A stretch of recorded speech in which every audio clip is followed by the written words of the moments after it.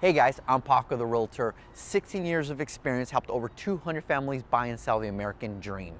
I'm a local expert, I'm a professional, and I take care of my clients. I pride myself in educating my clients, and I'm also really sarcastic and a storyteller. So why don't you guys get to know me?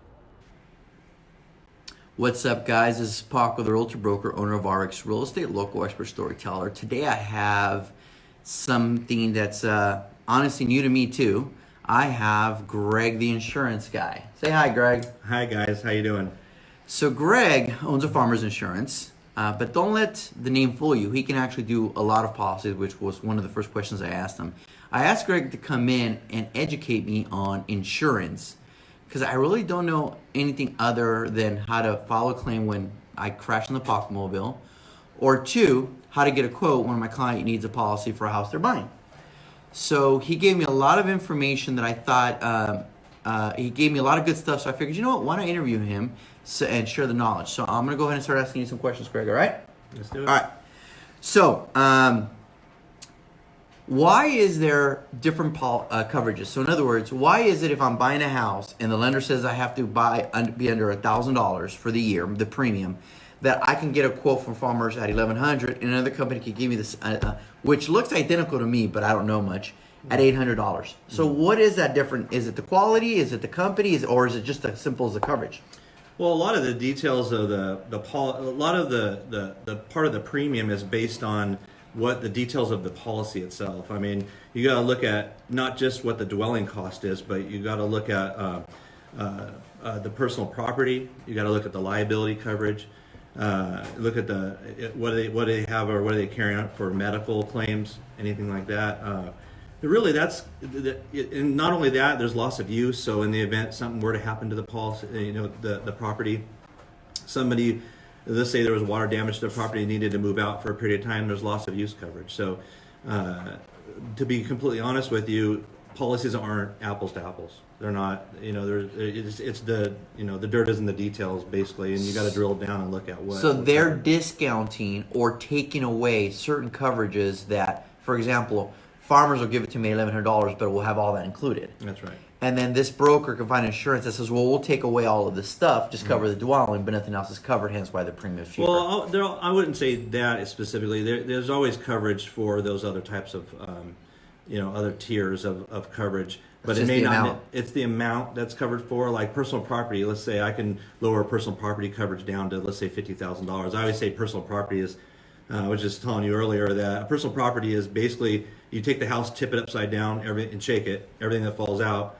is personal property. And if you think that your personal property is more than $50,000 and your coverage is only covering $50,000 and your house burnt down, you got to look at that. There's also a difference between replacement cost value and actual cost value.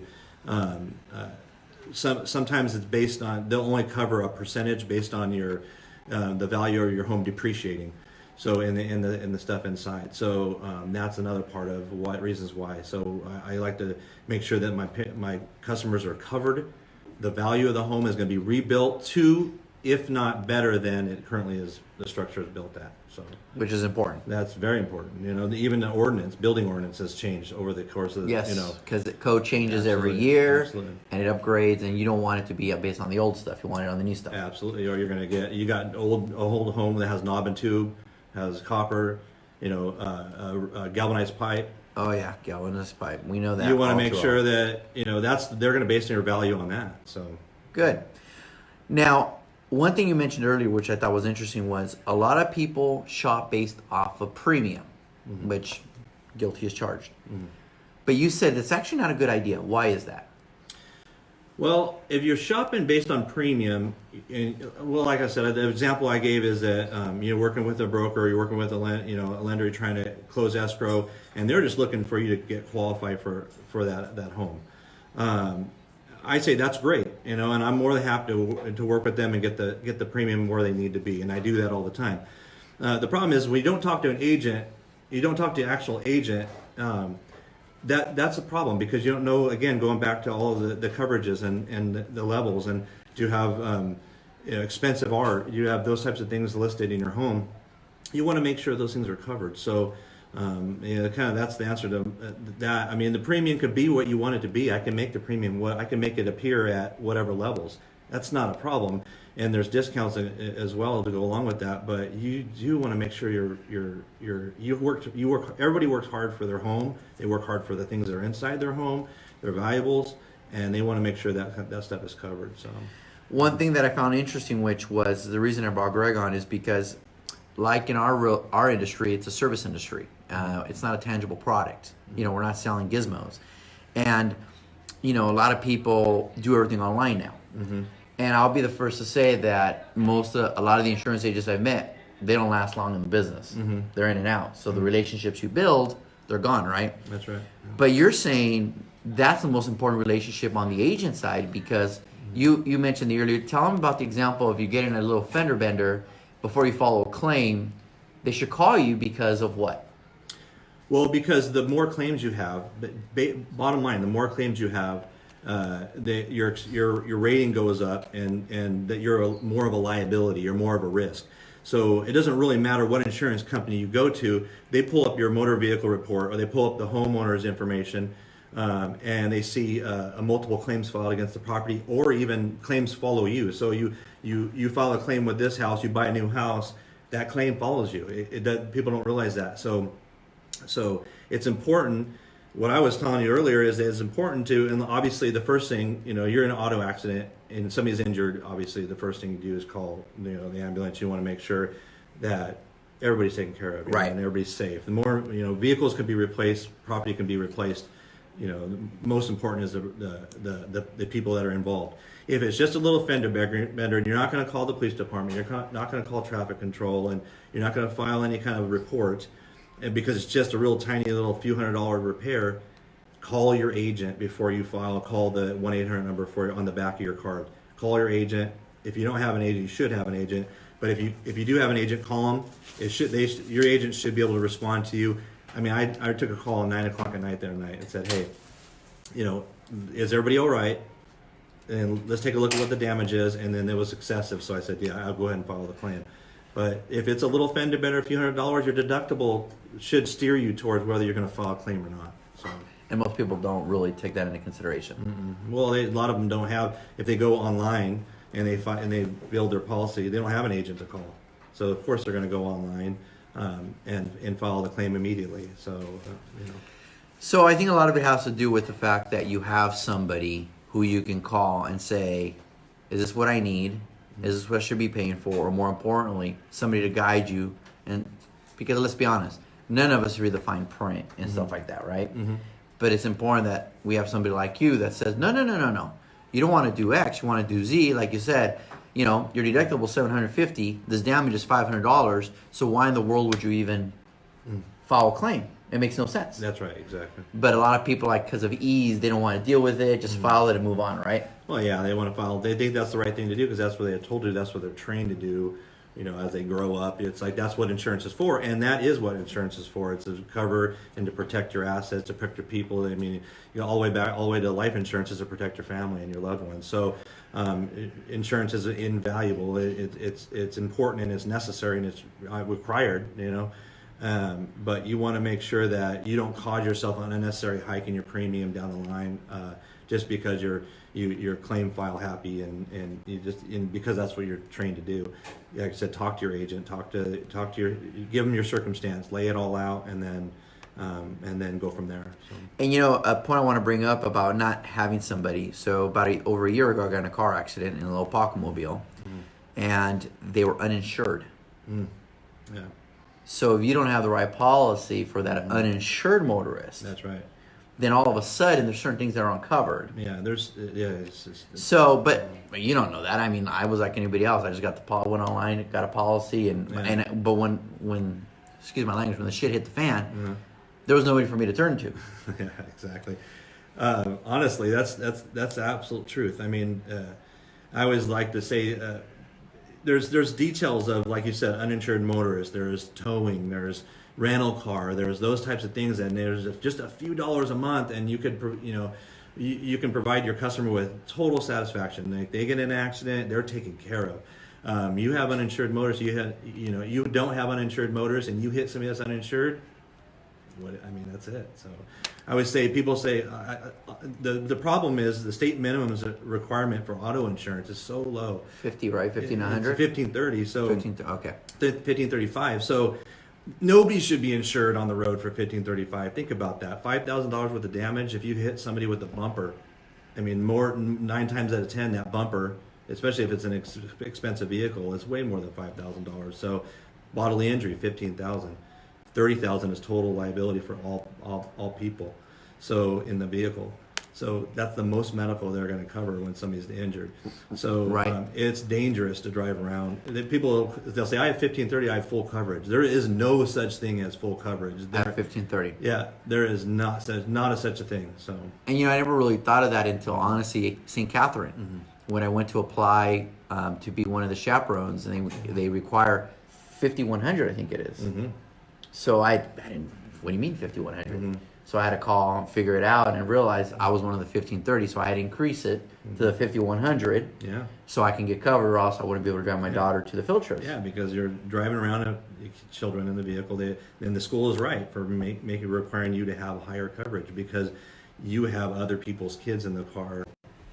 Anyways, that's my take on that. There is no such thing, no matter how high your coverage is full coverage. It doesn't exist.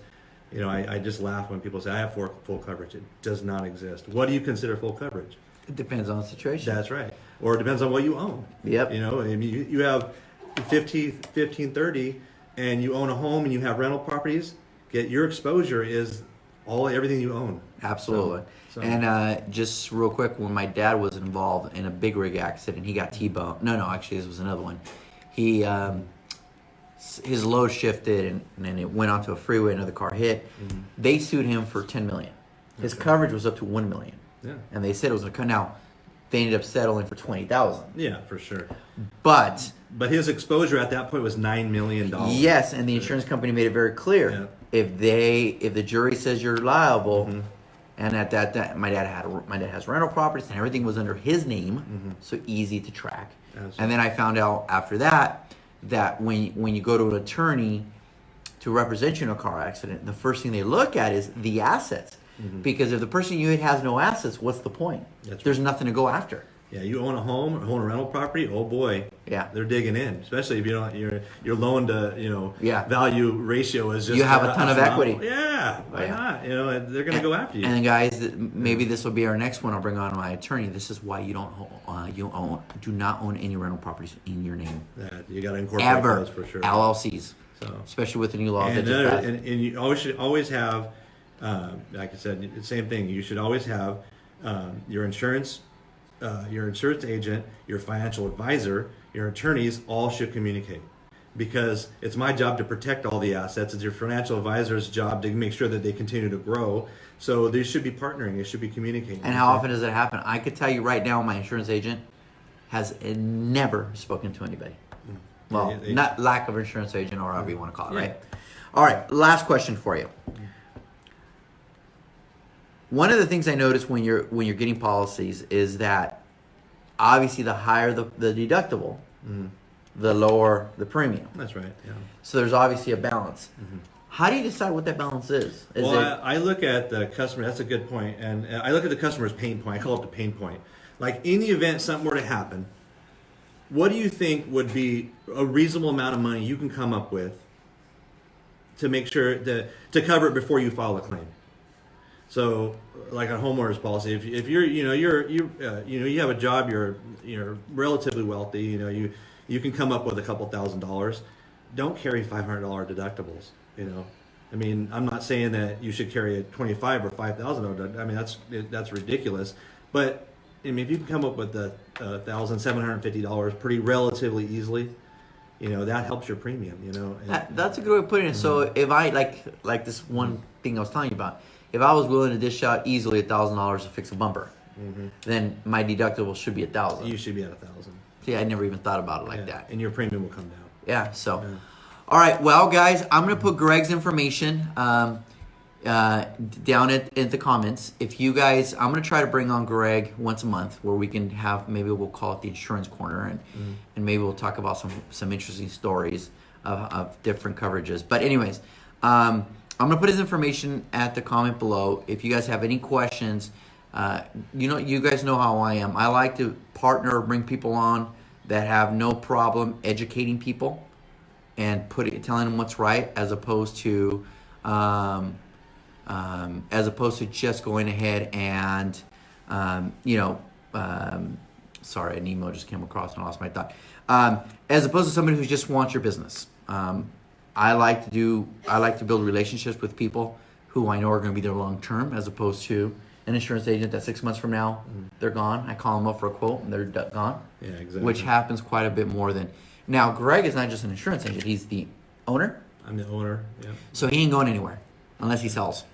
That's true, and I've been a business owner for many years. This insurance is a relatively new industry, but I'm a business owner. He's been an entrepreneur for 20 years, longer than I've been an entrepreneur. That's a long time. Yeah. So I'm going to put his information below. If you guys have any questions or need to get a hold of him, I'll have it below. Do you have a do you have a business page on Facebook or anything like that? Yeah, absolutely. So what I'll do is I'll tag it. So they can see who you are and all of that. Yeah. He's in downtown Riverside, guys. So and if you're in real estate, he's not far, and he's a great guy. Tell him I sent you, and maybe he'll actually charge you more for saying you're a friend of mine. Any parting words?